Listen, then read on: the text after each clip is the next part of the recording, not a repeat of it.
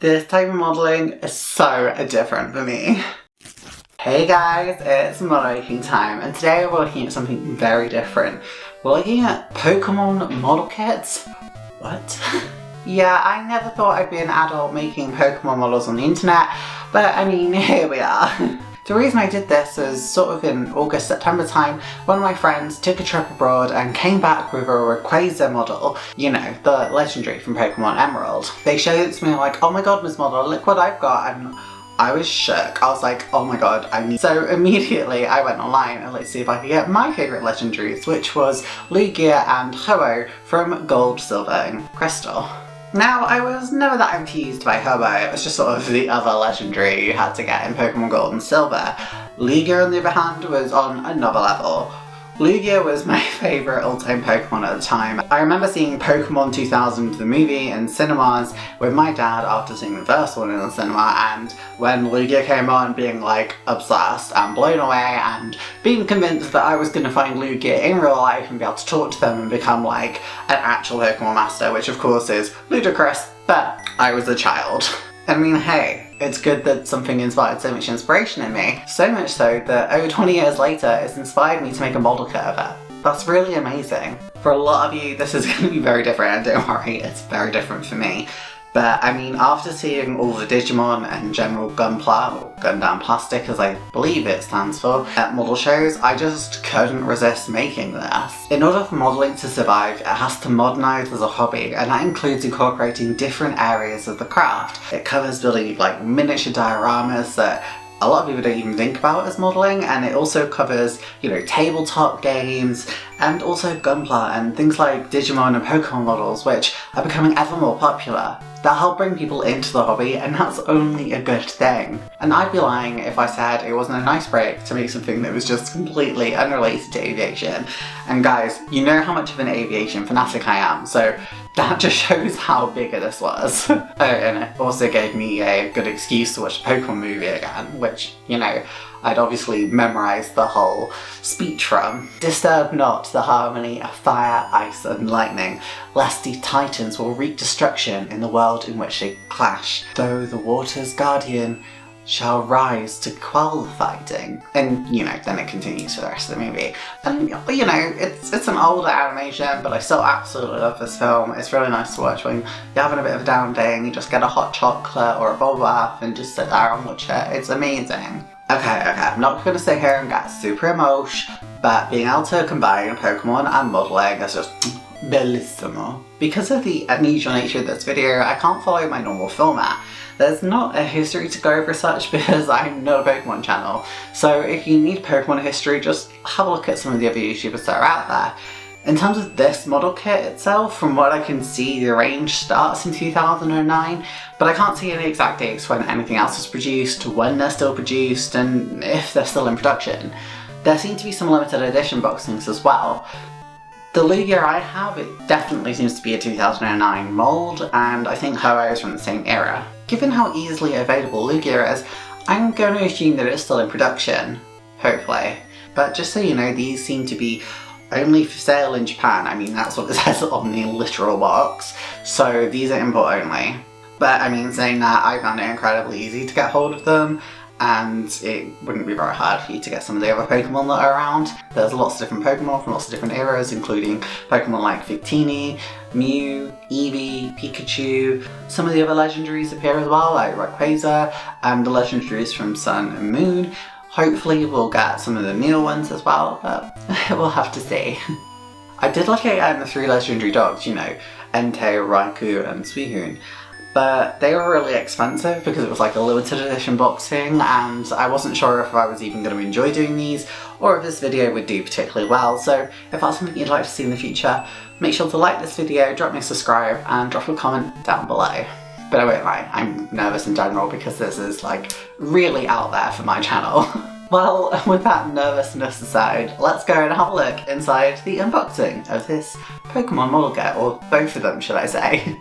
Okay, so we're looking inside the boxings of Ho-Oh and Lugia. We're going to start with Lugia. Obviously Lugia is my favourite one. That's the one on the right for those of you who don't know your Pokemon.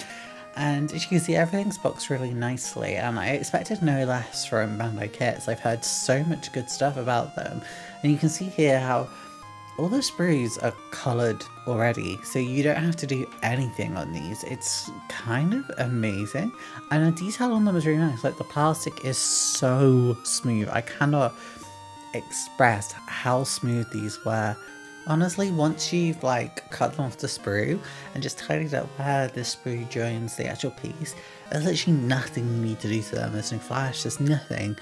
You just pop them on and boom, that's it. And Horror is much the same, but Horror has more colours, and there's obviously the stickers here. I've lost my Lugia ones, but it's fine because I won't really many anyway. But look at this, you've got this beautiful neon green, a beautiful bright burning orange, sort of the goldy yellow and grey. There's just so much going on with the Horror ones, and again, the detail is just brilliant. Everything just looks so nice and clean and fresh. Everything's absolutely perfect and crisp. It's just, I'm shook, like, that models can look this good. I'm just absolutely shocked, like, genuinely. Okay, so now I've seen inside both of them, and I can see why people enjoy this sort of hobby compared to regular model making. I remember speaking to one of the members of the Coventry Model Club, and they explained to me that they really enjoy doing Gunpla because, you know, everything already comes in the colours it needs to. You don't have to do painting, you don't have to do anything particularly. You can just put it together with everything that's in the box, and that's it, it's done. Obviously, a lot of people then take additional time and effort to paint their models or do extra like detailing to them or just make them look spectacular, and it's amazing. I mean, really, you could do this on the Pokemon as well if you wanted to add extra shading or make them look more like a cartoon. For me though, I just want to make these as they come in the box. The stickers from the Lugia one though are missing, and it's not going to cause me a great deal of difficulty, it's just the eyes, so I will just paint those in instead. And the Ho-Oh model, I mean, it has a couple of stickers that you'll see I do struggle with, so I just paint those as well. And that's sort of the beauty of these kits, is because so much is already done for you. If you do want to paint a couple little bits, it's going to be really minimal effort. So I guess we should just get into the construction, huh? Let's get into it. So just so you guys can see, this is what the instructions look like, and it's similar for both of the kits. They are very, very clear. It's very easy to understand what's happening. Now with Lugia, you actually start by making the tail. I didn't even realise that's what I was making initially. But you're making a tail that can move, and it can move in two ways. It can move sort of up and down, and it can also sort of rotate, so you can put it in two different poses when it's on its stand.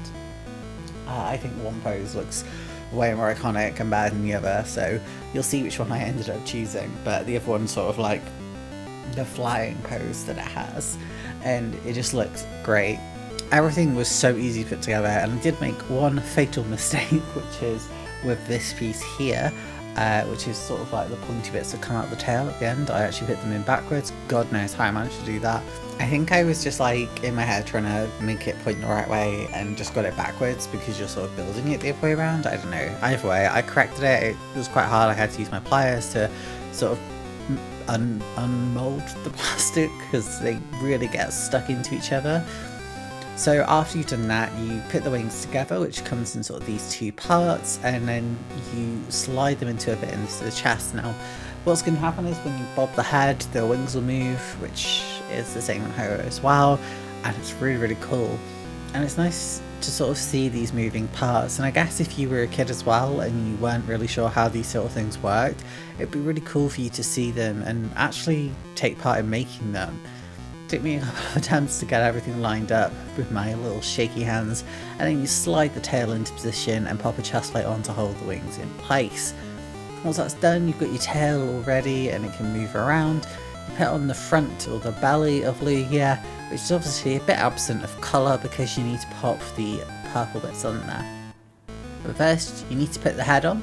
By complete accident, I sort of had most of this off camera, but you can see me painting the inside of the mouth there with just a pink. Again, it's just to replace the stickers that I lost. They were in the kit bridge and I remember seeing them and I just misplaced them, but yeah, I painted them instead, and it looks absolutely fine, to be perfectly honest.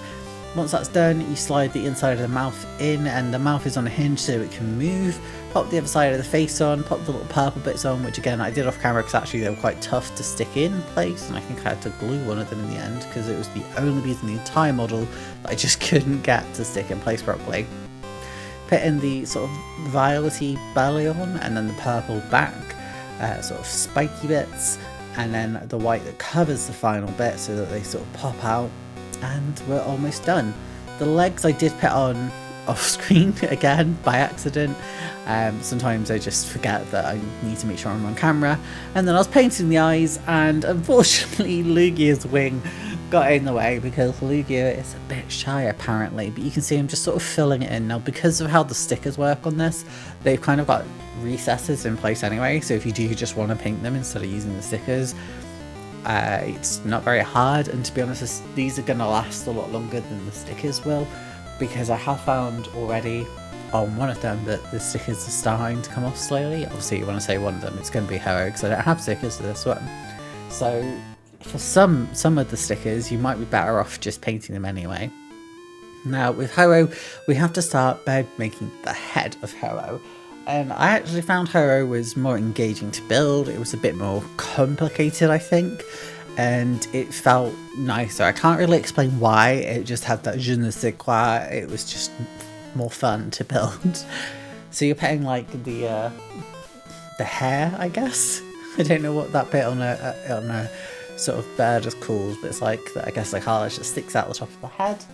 And then you pop the neck on, and you're making it again like Lugia so that it's like move, but this one is done by a spring to help make sure that it springs the wings to move. So it's a slightly different mechanism to how Lugia works, and it's much more bird-like, which is not surprising considering Lugia's sort of like an ocean dwelling, almost like a dragon. And Ho-Oh is, I've always called it the pride bird because its shiny form is just very fabulous. So once you've got the head in place, then it can pop up and down like this, springing back to its original position each time. We then have to pop the little bits in where the wings will sit in to interact with where the spring is. And once you've got the other side on it, we can then put the beak on. Now, this is a bit weird because the stickers, it tells you to do at the end, but actually it'd be easier to just do them now. But you have to do stickers for the tongue and the top and the bottom of the beak, each individually. And you can, they're easy enough to come off. It's part of the beauty of this kit. But to be honest, it should have just been there. After this then, it's just a case of assembling the wings. The wings come in like 5 parts, I think. So 2 white, 1 green, and 2 orange. You can see they're just really super easy to put together, and they honestly looked really effective once they were together. I was really surprised how much this made me like Ho-Oh compared to when I've seen Ho-Oh in the games. It just looks so vibrant. It's just amazing. So you got to do the tail as well. The tail looks like weird. It's almost like a flower. And then you pop it onto its little butt. Now the stickers are sort of stickers in the mouth that you can see I've already put in place there. And then the sticker on the neck that I slightly got in the wrong place, so I just pulled it off and put it back on, and then it never sticks in place properly ever again. So after that are all these stickers. Now you think, oh, Ms. Muddler, that's a lot of stickers. Yeah, what I haven't shown you is I've already done the entire other side. And the entire other side was the exact same stickers. So you had to stick all of those stickers on, one by one. The other thing it didn't mention as well is that the claws on Ho-Oh, it wanted you to use these white stickers and wrap them round. And I tried several times and I couldn't do it, so I just ended up painting them. It's not the best paint job in the world, I'm going to be really honest with you, because I just wanted it to look nice on my desk, and it does. But yeah, the stickers they're fine, they work, they're easy, obviously very good for all ages, but some of them I question them. Well, that was the construction of the model kits, and I really enjoyed putting these together. It was nice to take a break from building traditional model kits, you know, polystyrene with glue and decals and painting, and a lot more effort than what you do in these model kits. It's not to say that people who make these are any less a modeler than someone who builds, you know, like Avix, Raval or whatever. all of these are models, and it makes the amazing hobby that we're all into. So I think it'd be really cool if we have a look at these 2 legendary Pokemon that really helped cement my childhood.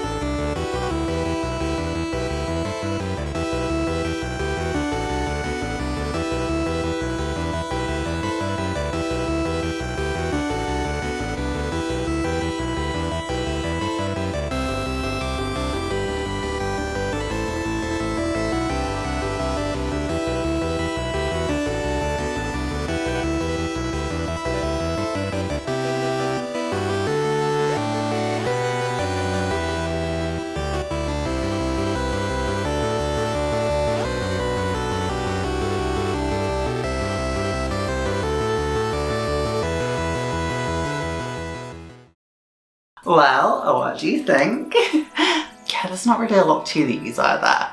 They're really straightforward models, but at the same time, it's nice to build something that's just so easy.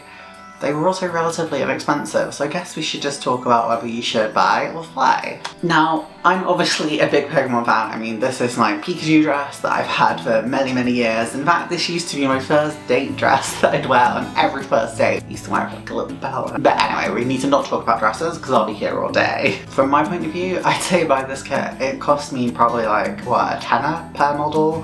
I put them both together at the same time in a short afternoon spell. It took me no time at all. I really enjoyed it, and even though I had to paint the eyes on Lugia, I keep looking at the model, which is on my windowsill, and I really love it. It's also worth noting that these are all customizable. You can rotate a lot of the parts, you can move the wings. If you push down on a Ho-Oh's head, the wings flutter. It's really interactive. A nice trip down nostalgia lane, and I really enjoyed this, and I'm gonna keep these on my shelf. Plus, when I look at Lugia, I get the legendary music from Pokémon 2000 in my head, and that's never a bad thing. That film was amazing. The soundtrack was like absolutely solid. Like, oh my god, so based. Well, thank you so much for joining me through this adventure of Pokemon in modelling. If you've liked what you've seen here today, make sure to like the video and to hit the subscribe button as well. I know a lot of people make like Thunderbirds and Captain Scarlet models as well, so if you have a favourite TV series or film franchise that you make models from, let me know in the comments below. If you would like to support the channel a bit further, then please head over to my Ko-fi, the link is in the description. With Ko-fi you can give me a one-off donation, or you can do a monthly donation just to support the channel. Of course, only do this if it's financially viable for you to do so. People always say it's weird that I say that, but I don't want people to feel obligated to, support the channel. I only want people to do it if they can afford to do so. It just helps me buy new modelling supplies, model kits, paintbrushes, surfy airbrush, things like that. And yeah, there's airbrush content coming sooner than you think. Okay guys, I'll see you later.